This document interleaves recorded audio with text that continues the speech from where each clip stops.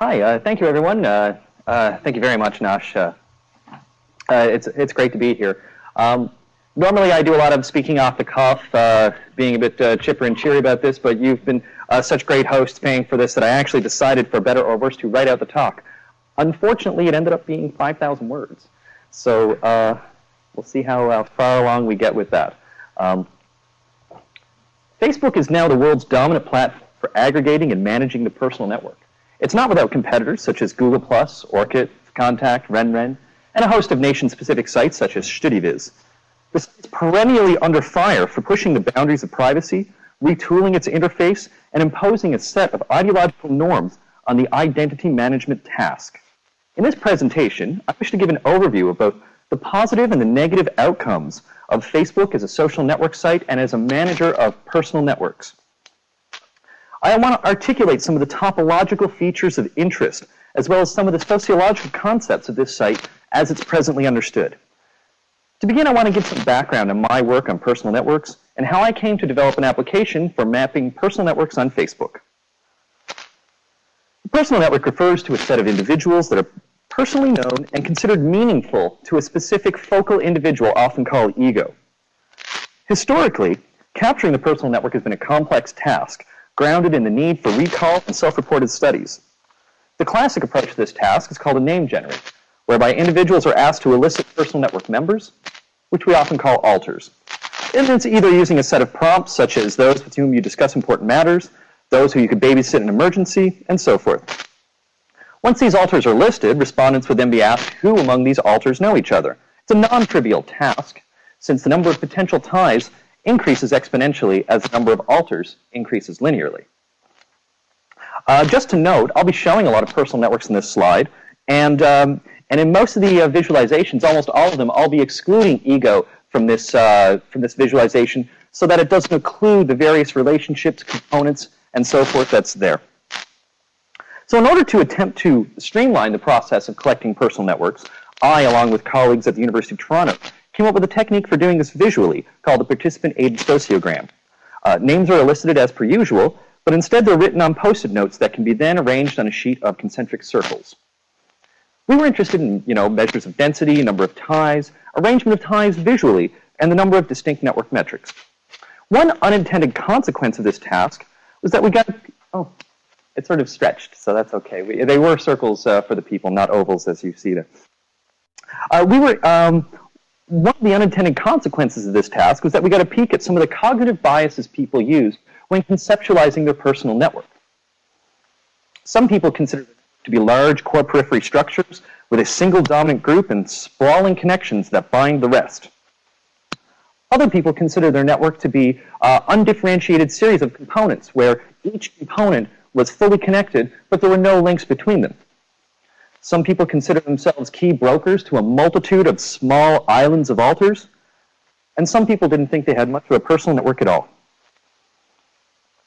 When I started this work, Facebook was rising in prominence, and by the time I completed my PhD, de facto site for networking in Toronto, rapidly overtaking competitors such as Orkut, Friendster, and MySpace. The city took to the social network with gusto. At one point early in the public diffusion of Facebook, Toronto had more people on it than either New York or London in both per capita and raw numbers. I joined the site in 2007. And I was chastised as a latecomer among my peers. Mr. Social Network finally decided to join the network, I believe, is one of the earliest comments on my Facebook page, as you could probably read. Like others, I sought out long-lost friends and experienced a deluge of high school friends befriending me in quick succession. I discovered one friend of mine from an Air Cadet summer camp that I hadn't spoken to in 8 years. It turns out he was living down the road, a 15-minute walk from my apartment. With the ability to afford to renew these ties, it seems like Facebook was onto something. But what were they onto? Facebook has sought to be the social graph for accessing the web. Like Google, Facebook profits from advertising and micro-targeted informatics. But to suggest that Facebook is in the advertising business trivializes their product, as saying Google is in the advertising business trivializes the power of their search. As this social graph, Facebook has provided a powerful route to the personal network. Like all other routes, it's potentially or inevitably partial. Not every Facebook friend is a close tie, and not every close tie is on Facebook. Nevertheless, over the years, the site's done a remarkable job enabling people to reconstitute their networks under a single blue roof.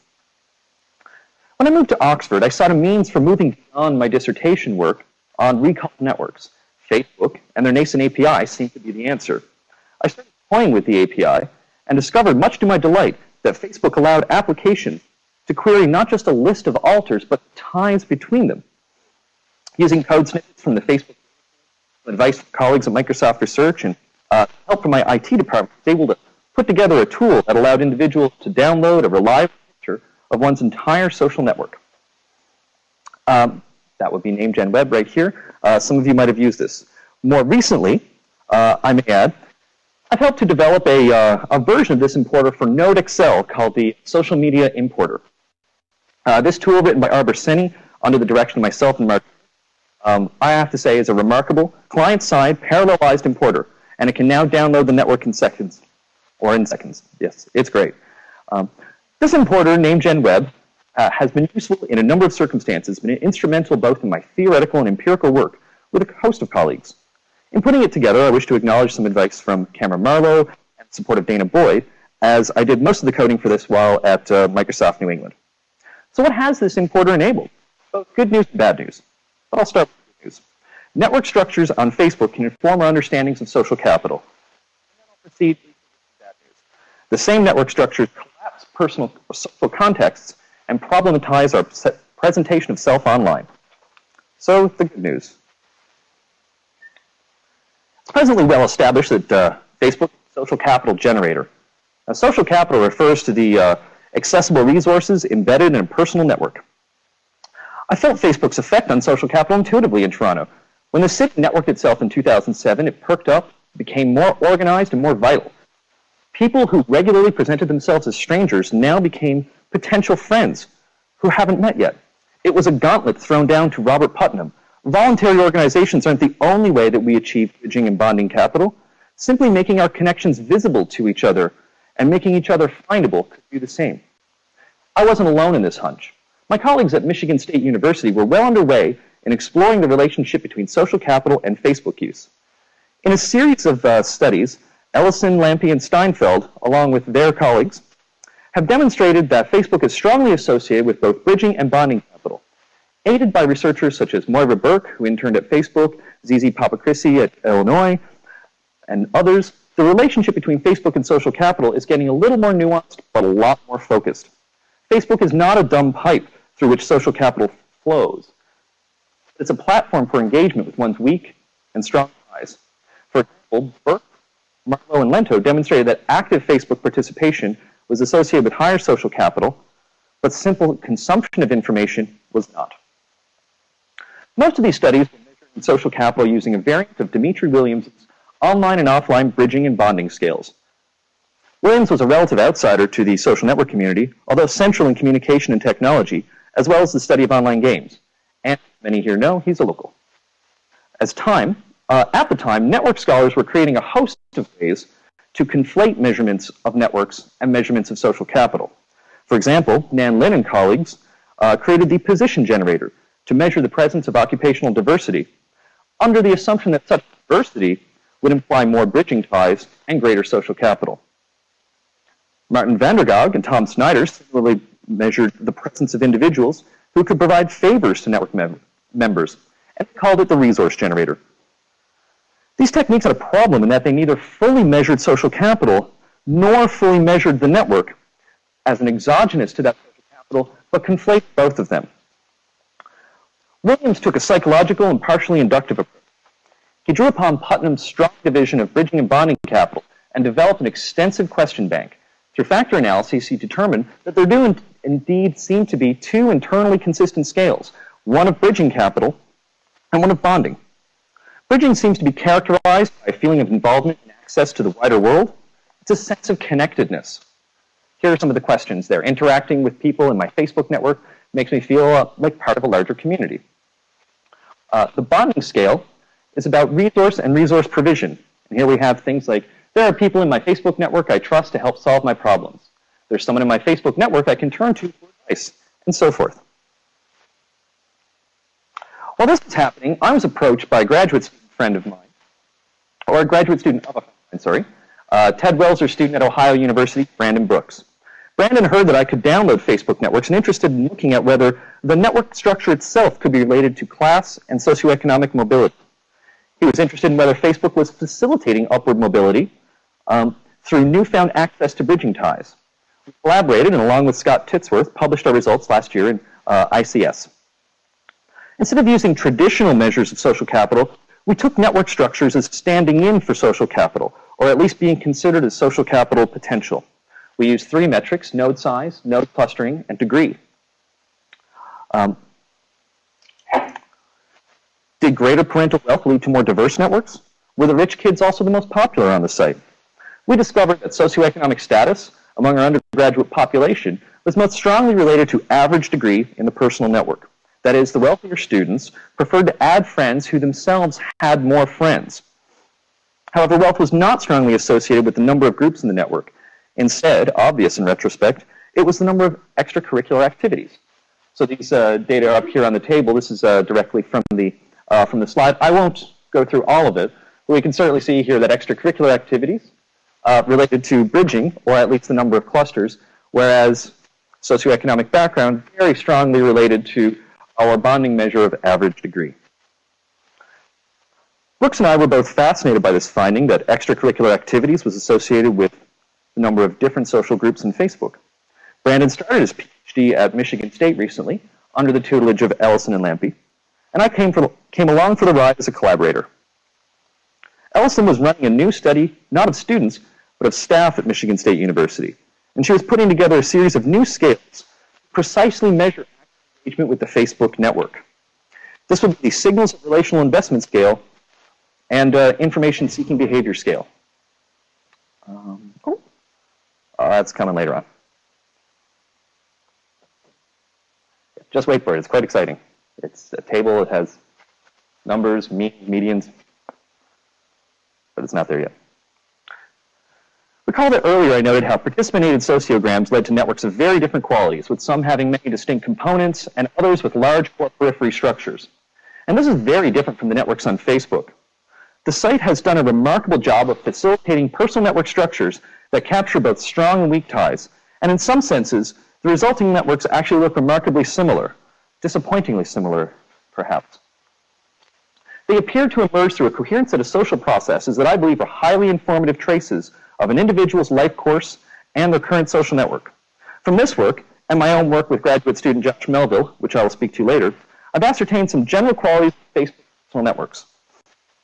To borrow from the language of complexity scholars, Facebook networks have crossed a phase transition point.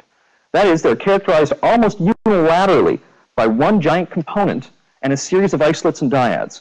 It's highly uncommon to see a network with 2 large components. Facebook networks are highly modular.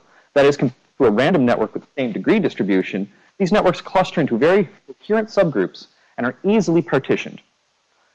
While Facebook networks may not include every individual from the personal network, they tend to include many of the social contexts from which personal ties are drawn. They do not include a certain context. It's not by accident, by the fact that there's an active process of people excluding individuals. Some people exclude their family and the whole family, or they exclude their workmates and all of their workmates. Facebook networks are very transitive, which I suspect, but have yet to prove, is due to the friend recommender algorithm. The fact that individuals are presented as having a large number of friends in common leads to networks with very dense clusters of individuals.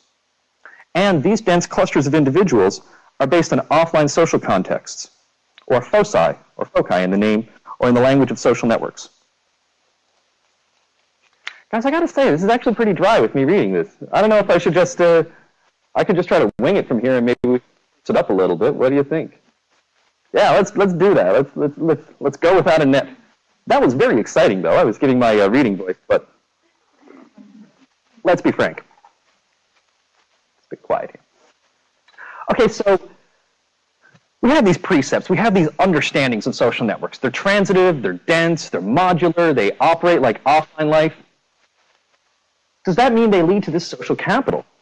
Well, first of all, here's an example of one of these networks. Anyone who's seen me present has probably seen this slide. I believe the first time I presented this slide, actually, Nosh was in the audience. This was in Amsterdam many, many years ago. My network, disappointingly, has changed no, it's not really that long ago. Facebook hasn't even been around that long ago. It was like 2 years, 3 years ago. This network itself was partitioned using community detection, an early algorithm of community detection called the Gervin-Newman algorithm. It's not that good. My later work, I use better ones. But you can see here, we have this notion. Facebook networks have a coherence to them. They're like personal networks, but they're like a big component, and we want to parcel that out. We want to figure out something about it. So in this current study with Brandon Brooks, Nicole Ellison, Cliff Lampe on the staff at Michigan State, we thought about a couple key variables that we're using. The first is community detection. This is also considered cohesive subgroups in the language of social networks. In particular, community detection, for the most part, tries to parcel out the network using modularity maximization. It's an NP-complete problem, so you never get like a perfect community. But new measures are becoming increasingly better at it. The second thing we're interested in is transitivity. This is the class triangles over triples measure, as in is the network, really dense? Are the triads closed? Do my friends know each other? Or is the network sort of sparse and spread out all over the place? And then we're just looking at the giant component in this network. The average network size in this particular study was 217. I believe that's the median network size. And a median 89% of the network members are included in the largest component. But a median 98% of them are included in the largest component or as isolates and dyads. So for the most part, it really does encounter the or encompass the whole network. So we have these studies, and we're thinking, does this predict a social capital? Do people with more groups, more different groups, seems like they'd have more bridging capital. Transitivity, people with more dense triads, they would be predict more bonding capital. Why, perhaps? Well, if I don't do a favor for a friend of mine, and then two other friends know about it, they gang up on me, not invite me to the party, I don't know, tweet about it, put some pictures online, who knows? Who knows what they could do? But what we were also interested in is whether this network is a latent structure that had to be actualized. Is it just the network structure? Oh, we found a structural correlate to social capitals. What does that mean? Does that mean that you have to selectively add friends in very careful ways? Does it mean that you have to ask your alt to not bond with each other or to add ties? This network is exogenous to you. You select the alters, but they select the connections among them. So we had two other scales that they've developed. Here's the exciting table. Oh, slow down. Maybe it's just because I've had a lot of coffee, but no, it's exciting. No, it's two different things. The first one is signal relational investment. These are things that people do to Facebook. They comment on wall posts, they send birthdays out there. And the second one is information-seeking behavior. This is what they expect to get out of Facebook. I use Facebook for advice. I get answers to specific questions. I use it for business referrals. So these are ways that individuals could treat the network differently.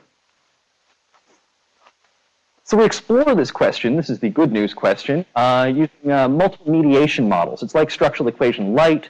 You get an R-squared value out of it, which is nice. You get p-values. There's a bit of bootstrapping to assess the mediation relationship to see if it works as it should. And here's our model. So our first model, if you look up on the top, we have these C paths. Those are the direct paths.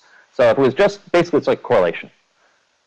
But then what we try to do is parcel out what of that relationship is mediated by these other variables. And in this case, these sort of active variables. We have actual friends. Yes, we asked people, how many friends on Facebook are actual friends? We find it performs better than node size. Also, it's not as nicely correlated with our two measures here, transitive closure and cohesive subgroups, so that cleans up the model. We looked at visits per day on Facebook. I know it says minutes up there, but we did look at visits instead. We opted for visits in the end because we thought it was a more reliable measure and it was a little more stable.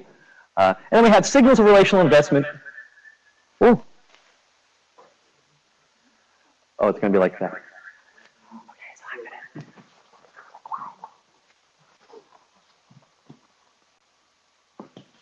Maybe, can I turn this off? Is anyone listening? I think Brian's listening. Dude.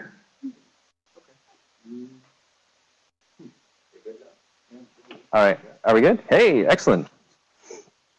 The ghost in the machine. Okay, so here's our first one, subgroups on bridging capital. find it is the case. Now, what I didn't show in this hand wavy, because I'm trying to, well, I thought I would have more to say.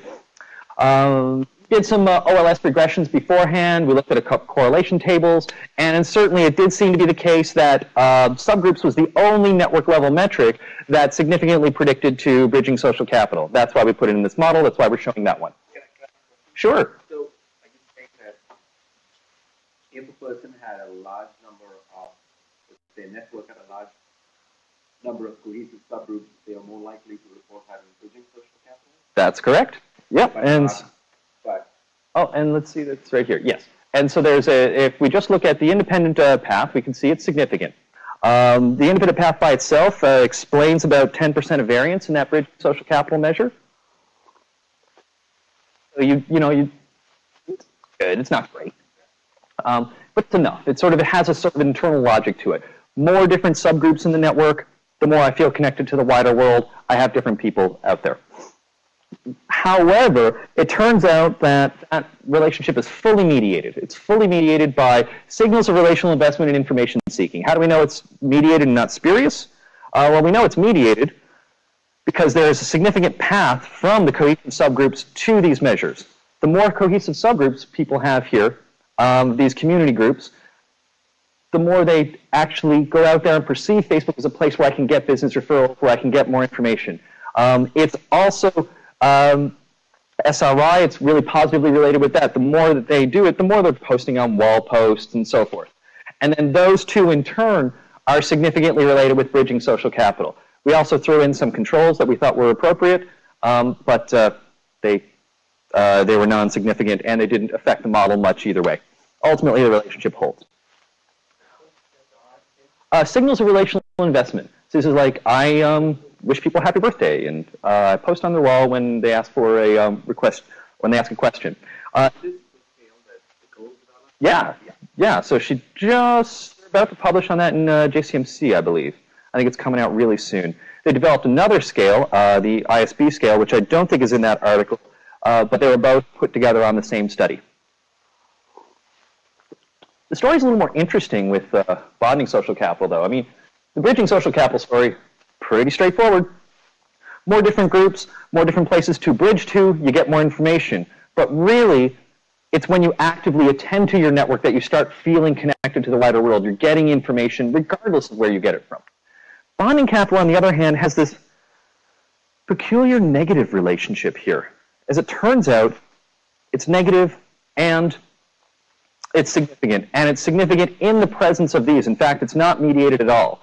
It significantly predicts these, which then a couple of them significantly predict bonding social capital, but the results are they're kind of muted. Ultimately, the measure itself persists.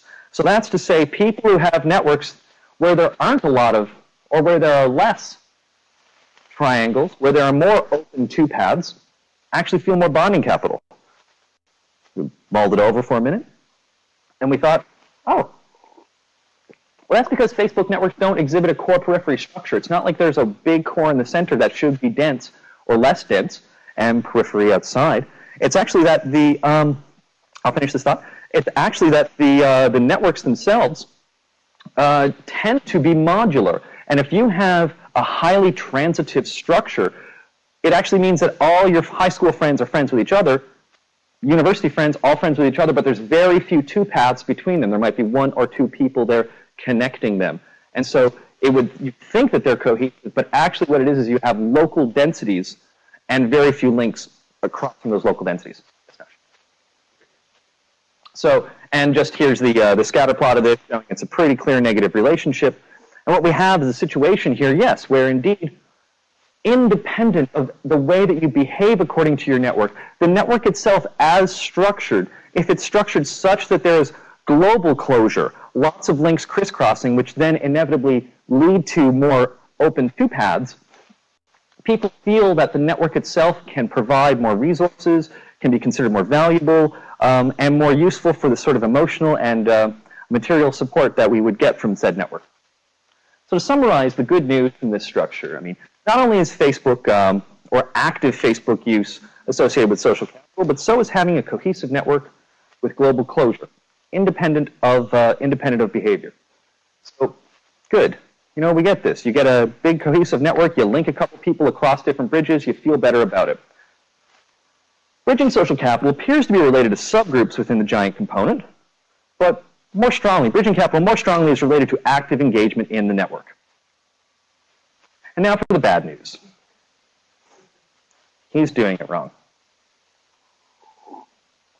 Personal networks on Facebook. I had some nice eloquent phrases at the end of this, so I'm just going to... I thought they were... Oh, yes. No, here we go. I also had a quote from Mark Zuckerberg here. It's kind of important. Suggested earlier, Facebook's in the business of identity management, and it's a rather remarkable business to be in at the moment. The web is shifting from a place that's strange and out there to being a place that's sort of embedded in everyday life. It binds force, I suppose.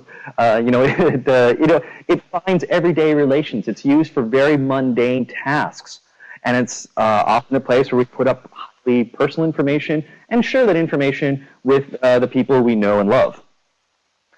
Do we always share that information with everyone we know and love? When do people come out on Facebook?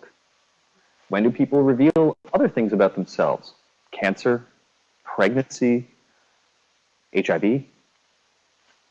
If people have particular issues that they're concerned with, Facebook, like most social network sites, do not provide very good tools for disclosure of this to one area of the network, but not another area. Books such as Victor Meyer-Schoenberger's Delete is coming out asking, can we ever leave our network behind? Can we ever start fresh? This is not just a speculative question, but also an ideological one that's encoded in the network itself. As Mark Zuckerberg said, when I got started in my dorm room at Harvard, the question I asked is, why would I want to put any information on the internet at all? Why would I want to have a website?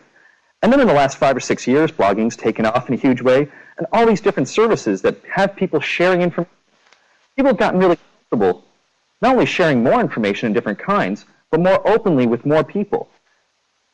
The norm is just something that's evolved over time. He's just very blasé about this, very sort of diffusing this as if he has no agency.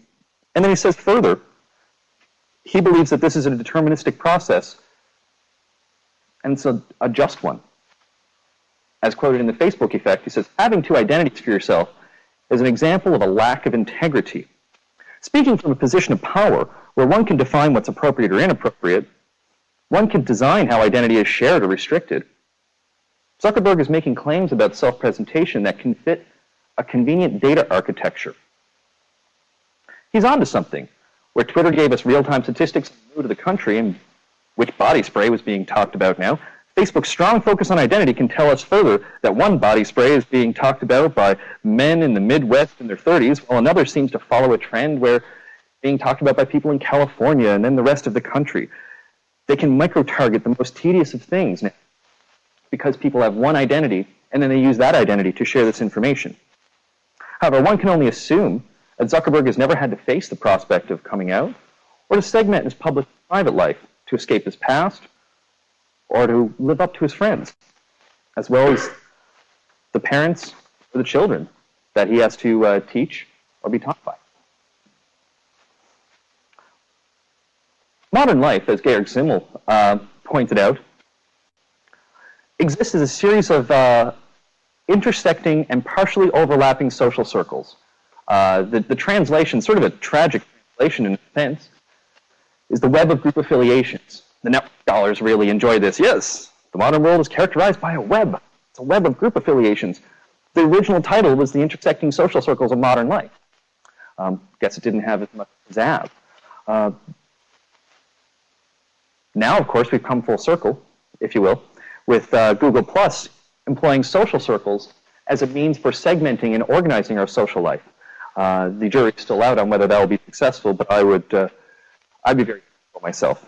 Nevertheless, Facebook places all of these ties into a single logic of friends and then encourages that particular group to be that with which we share information. More recently, Facebook have tried to create smart friendship lists but they themselves are still not based on a logic of networks that's apparent to us. It's based on a logic of machine learning that's hidden from us as a black box algorithm. Our ties are not a homogeneous group, but actually include these various segments. To the extent, like we said before, that they're cohesive, that there's many open two-paths, that they're crisscrossing, we may think about our network as this single object from which we can get bonding social capital. But for many people, it's a network of a multitude of social context and social roles.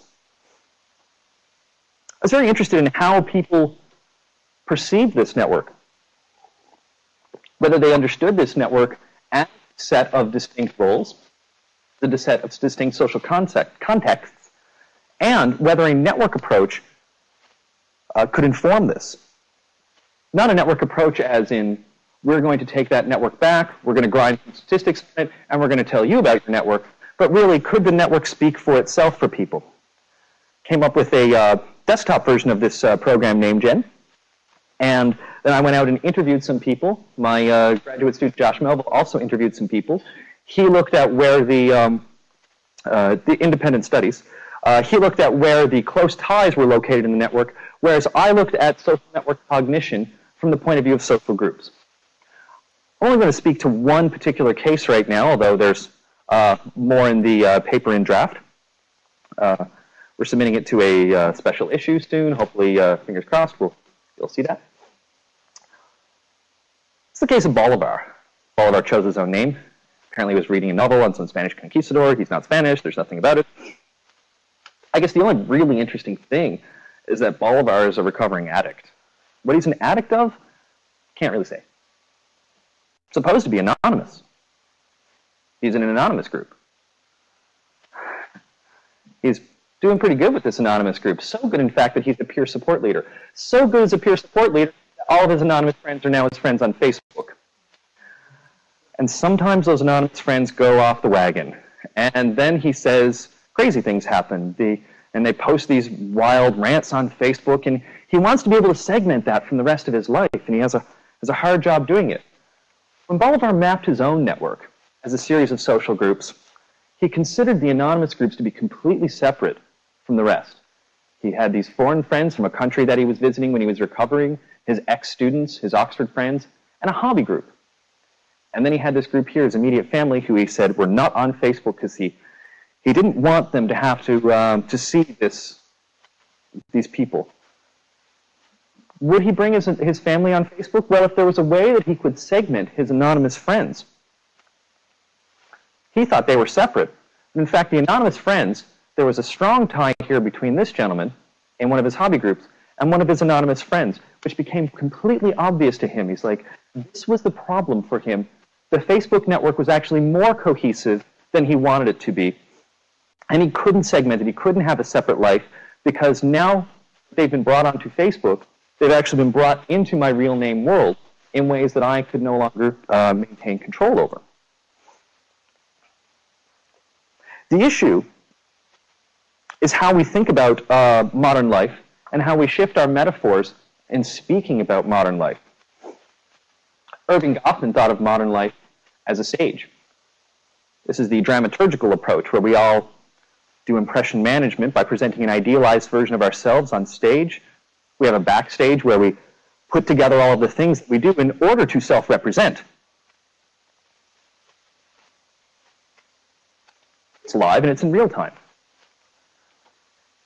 The world of Facebook, however, is more of a world of exhibitions, where Facebook themselves become the curator. We select which objects to put up, and it's Facebook's job to redistribute those objects and organize it into a gallery for others to see. Our presentation is deciding which objects are going to go into that gallery, but it's up to the third party, this curator, who is managing these objects for us. An example of the lowest common denominator in action. Sorry, I didn't even mention the lowest common denominator. Surprise. The issue with this is that the exhibition implies that, the stage implies that we're trying to provide an idealized version of ourselves. We're trying to be the best self in any given context. Some people, self-monitors, really tweak their presentation depending on the context. Other people, low self-monitors, tend to be authentic, and they figure, who I am, like it or lump it.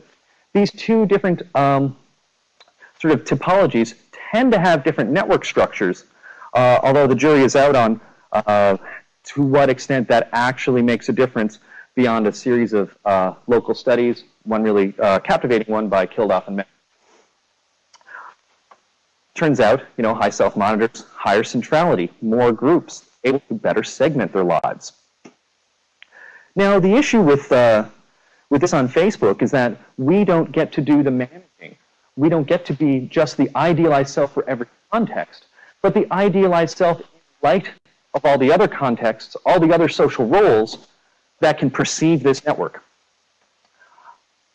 This leads to a sense of the self as not just the idealized self, but the lowest common denominator self. Here's some examples for this. I'm not sure if you can read them. I did this about a year ago. It says, I hate my boss up there. And so here are people. These are postings on Facebook. You can go yourself to open Facebook search and type for this. And to watch the lowest common denominator self in action, when I did this a year ago, we had posts going 1 hour, 2 hours, 9 hours, 13 hours. I love my job, but I hate my boss's decisions. He thinks like a moron, and she spells like one. And this guy, he hates his boss, and so forth. And now individuals are becoming increasingly more conservative. It actually had to go back 13 days, 20 days, 1 days. And now people are becoming, well, most people are becoming a little more conservative about what they put on Facebook. Some of these are not safe to read in public. This one has his boss, he thinks he's a know-it-all. Facebook is now restricting our sense of self because of these social contexts, which we can perceive as a network and we can act on as a network, but which are being hidden from us, and instead given to us as a single unified audience. Moving forward, I wish to explore the consequences of Facebook's decision to unified identity. My approach will be differentially felt based on whether people feel their various social identities are at odds with each other. And to the extent that they are, Facebook promotes a version of impression management that's just not for this idealized self. Given Facebook's power as a tool for social capital, both on a local and a global scale, and its novel position as the dominant social graph, it's not worth excluding the site from one's media repertoire or categorically dismissing Facebook as trying to hold dominion over our personal lives. Network analysis has revealed not only the positive social capital benefits of the site, but the challenges it presents by collapsing social contexts into a single interface that were heretofore separate spaces with different norms, different values, and different ideals. I'd like to close with a quote from Christopher Poole, or the founder of the anonymous website 4chan. I kind of like using this work by Christopher Poole. About 3 years ago, Christopher Poole was named Time's most influential person of the year in their online poll. The founder of 4chan realized that you could automatically vote on this website, and they came up with various ways to, automatically game the system.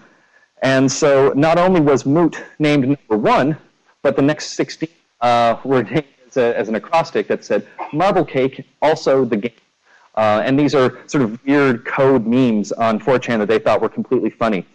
So why I mention this? Well, only this year, by the legitimate editors at Time Magazine, Mark Zuckerberg was named the Person of the Year.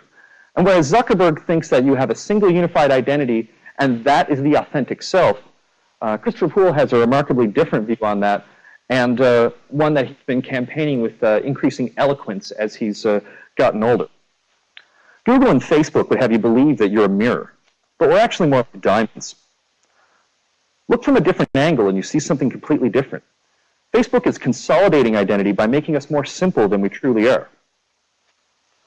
If we're truly networked individuals in this new media world, as Relman would contend, then perhaps networks can show us a way to help us manage these identities, as well as reap these social capital benefits and shine like the diamonds that maybe we are.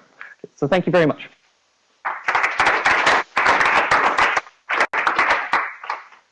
Thank you, buddy. So, enough time for questions, and I suspect there may be a few comments, suggestions. So if anyone wants to get started, tell us your name and your affiliation, and we'll take it from there. From Sonic. I also read on your blog that you are cynical about Google's approach to this, but they are basically trying to solve this issue of distinguishing between different circles that they call friends. So they try to solve this issue that we spent like 30 minutes talking about. So why are you so cynical about the solution that they have? Oh, I believe, and this is back to name Genweb. Well, first of all, I just want to mention Google Plus, as of yesterday, said that they no longer are enforcing their real name policy. They've, yeah. So I was cynical, and now I've been vindicated. No, the reason is because, and I always like to say this cheeky in the question section. In the battle between the robots and the humans, I'm with the humans. What battle? Where are these robots coming from? Bernie, it's one copy. No, there's, as computer science evolves, there are ways to approach this task in order to consider whether we are trying to empower individuals or whether we are trying to empower machines to make tasks easier for individuals. Are we trying to use machine learning to better anticipate from simple keywords what people want? Or are we trying to provide search results in a more coherent fashion so that I can adequately choose what I want? The social circles model does not give affordances to the network. I think people actively understand their network. And moreover, I think based on these topologies and ways that we have to lay them out, networks are very intelligible to individuals, especially their own network. Download your own network through the social media importer, visualize it, and it will become obvious to you. Yes, you could make some cognitive mistakes.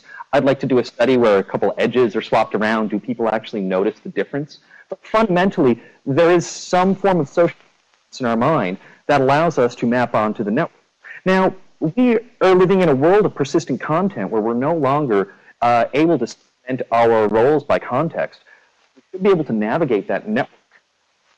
We should be able to see that network and navigate as a network. Google Social Circles approach is a good way, but they provide no cues to the actual network underlying it.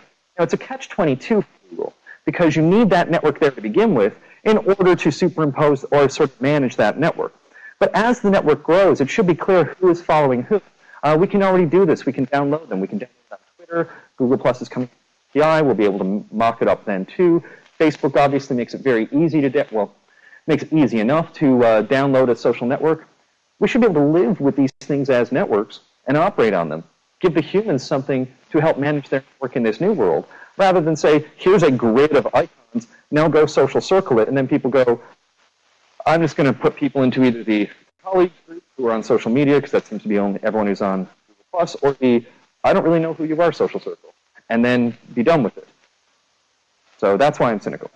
Yeah, I kind of agree with your problem. The idea is good of tagging people, but I've had the same problem. It's the affordances that are behind it. Now, what I'm saying is, force-directed algorithms, clustering, these things work. And they don't just work because they make things look nice.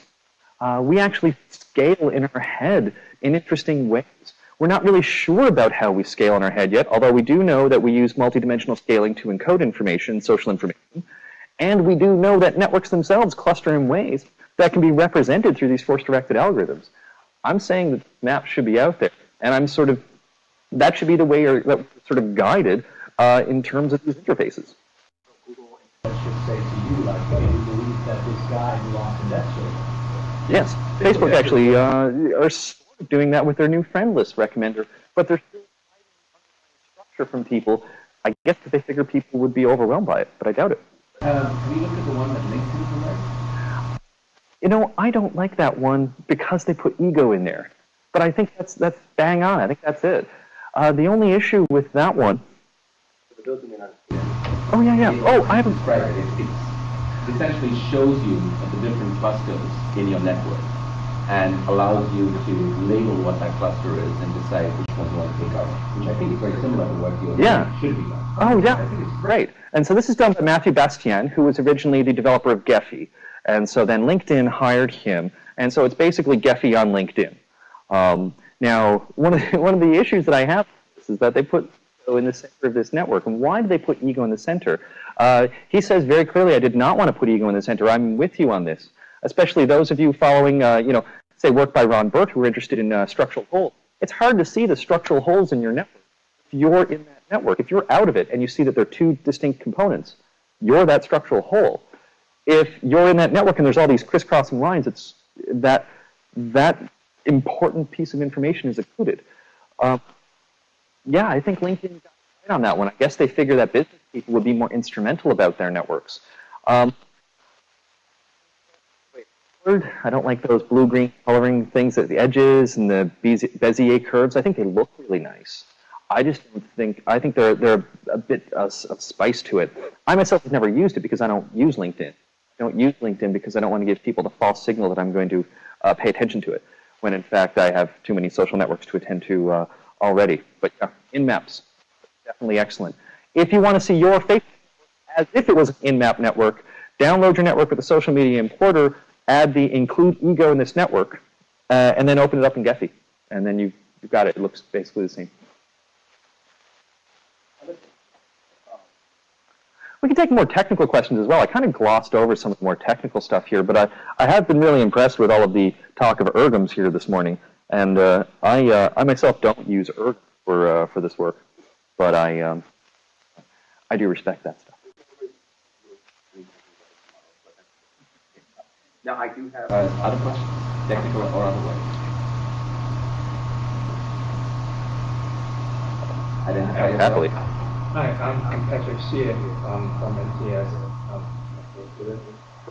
So your social capital method that you mentioned is yes. bonding and bridging, they are all psychological constructs. Yes. Right? So like how am I clear about it? Yes.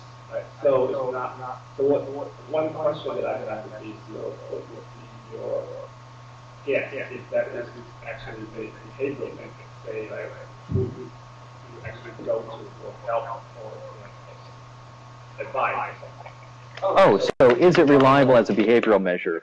I don't know. You know, what I don't think any of the other measures are very good as behavioral measures either. I don't think this one's any worse than what we already have. The only difference is that it separates out the psychological feeling that one can access things from their network from the actual network structure. Previous stuff like a position indicator would sort of inflate it. You know, I know a lawyer and I know a truck driver and I know a nurse, and so therefore I know a diverse amount of social capital. That's why I'm a and not the janitor at the office. And that's sort of, you read the study going that way.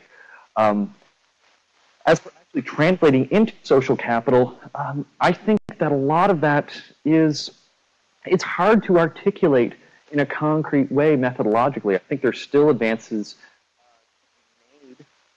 What I would research endeavor on that one is to measure social capital at 2 points in time, monitor their social media usage, and see who is responding to their questions. Who are people posting things on their wall? We can get that data.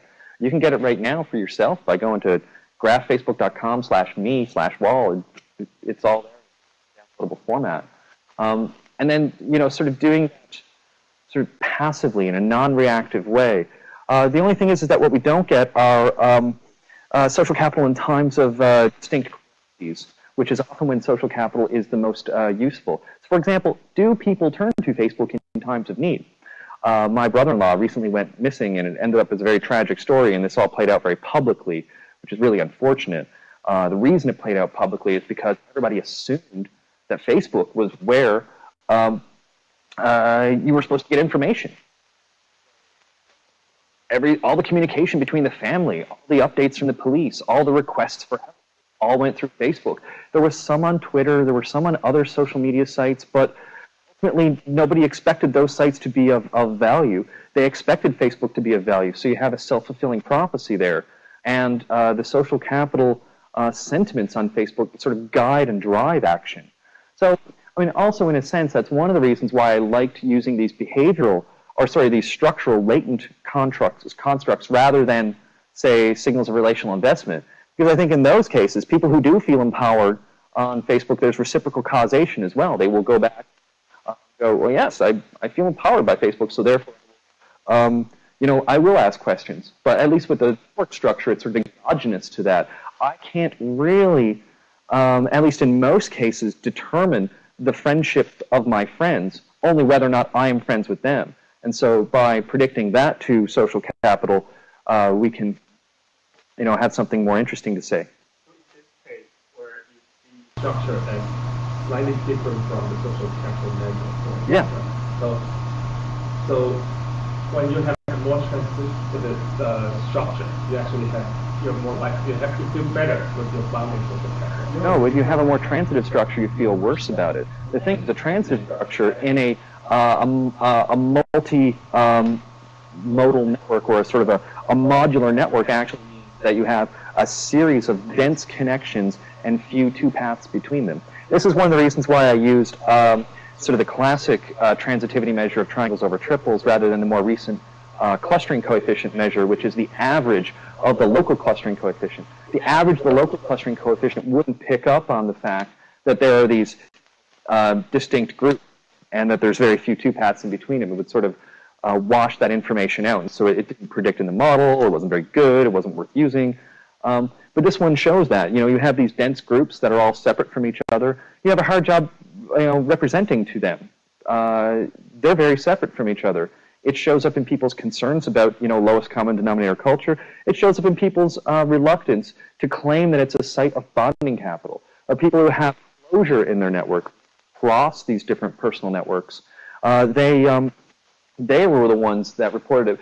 As a consequence, because there's these sort of multiple social contexts, you would have a lot of open triads rather than a lot of closed triads. So actually there's a measure that your colleague at Oxford developed, which is a negative measure of transitivity, which is called distance 2. Okay. Yeah. So Who put that together? You're measuring the number of complete triangles, which is creating a problem for you because you see a lot of triangles, but they're in these clusters. Yes. And then there are differences, and part of the problem we're saying is there's not much capital. Oh, yeah. Triangle distance 2. If you're using the transitive measure, if you use the distance 2 measure, what that counts is the number of times in the network where these two people are a distance 2 because you're the one who's connecting them. Right. And so if you were to use a distance 2 measure, then you would be accentuating the number of times where, in fact, you're the one brokering all these. And then that might flip that. That would be interesting, because ultimately I'm trying to find out these processes. I mean, the fact that the relationship is clear, it explains variance, it's robust. There's something going on there, but it's hard to explain it to people in terms of open two paths. I think that might be a much more positive story in that regard. Thank you, Josh. I do have a point on that. So thinking theoretically, by assuming, say these separate social contexts, the groups represent different types of resources that you would have.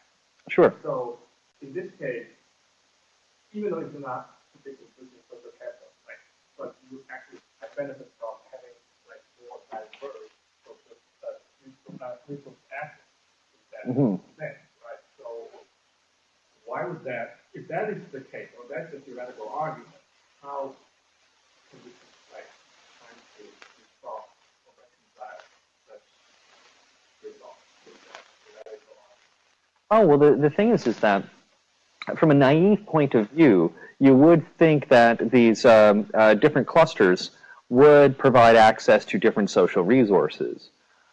But this is also related to a lot of recent work which I haven't mentioned, say such as Damon Tambini's work and sort of the notion of not just strong and weak ties, but narrow and wide ties, where we have ties of different bandwidth and so forth.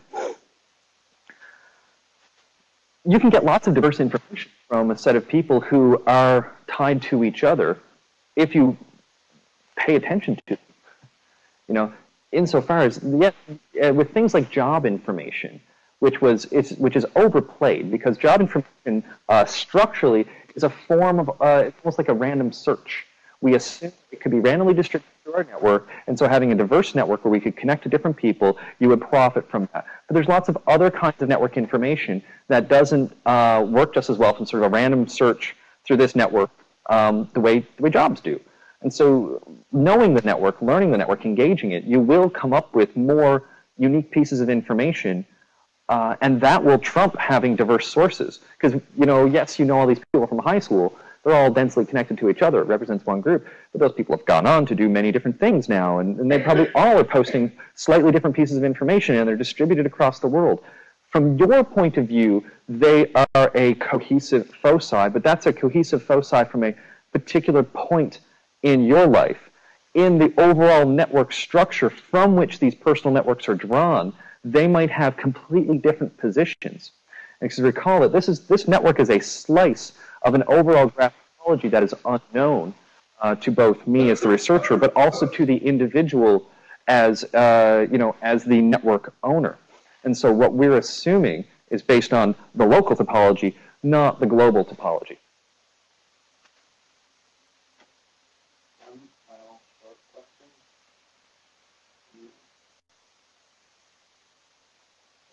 Really well.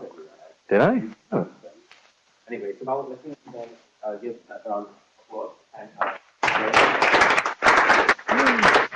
Thank you.